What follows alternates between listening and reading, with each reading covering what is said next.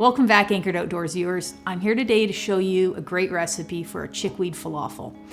It's going to use very likely ingredients that you have on hand, and any ingredients you don't have, I can show you some substitutions so you don't have to run out to the grocery store. Chickweed is an incredibly common weed that grows throughout most of the world. It's incredibly nutritious and it's very easy to identify. So I'm going to go through a few different things here, two different varieties of chickweed that I found to show you how to identify it yourself. One of the first easy ways to identify chickweed is take a look at the leaves. They're going to be oval shaped leaves. Two leaves will grow on the stem at each spot and grow on opposite sides.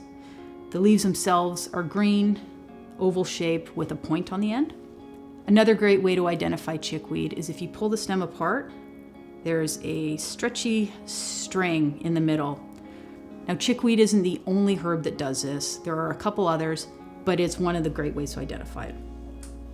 Lastly, another great way to identify chickweed is it has really cute white flowers with 5 petals. Now, it almost looks like it has 10 petals, but each of the petals is a heart shape, so it almost looks like 10. So I've got two different varieties of chickweed here that I found. There's a common chickweed, which will have a smoother green leaf, and the mouse ear chickweed, which, as the name describes, has fuzzy little leaves that look like mouse ears. I've seen some resources that say that the mouse ear chickweed should be cooked first. I've seen resources say that it should be cooked only because the fuzziness of the leaves is a bit unpalatable to eat in a salad.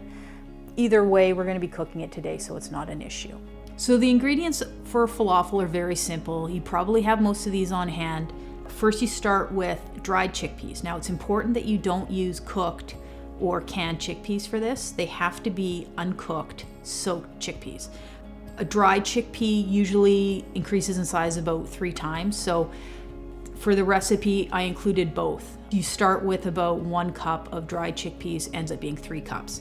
We've got our chopped chickweed, serrano chili, chopped white onion, chickpea flour. And if you don't have chickpea flour, feel free to substitute all-purpose flour, garlic cloves, baking soda. The baking soda is great because it's going to lead to a really light and fluffy interior. Ground cumin, ground coriander, and sea salt, and that's all you need. So the only piece of essential equipment for this recipe is a food processor. If you don't have one, you could probably get by with a blender. This isn't something you're going to want to chop up by hand. So let's just go ahead and start blending things up.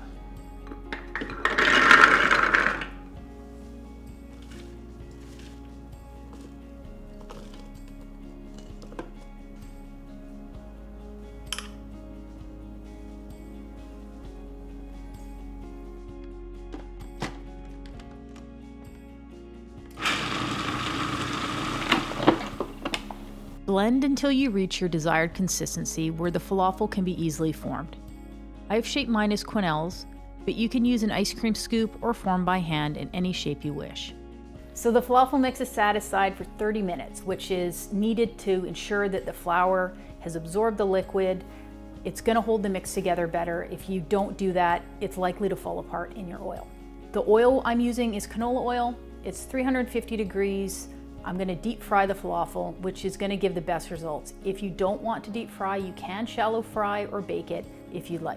So now there's nothing left to do except drop our falafel in the oil.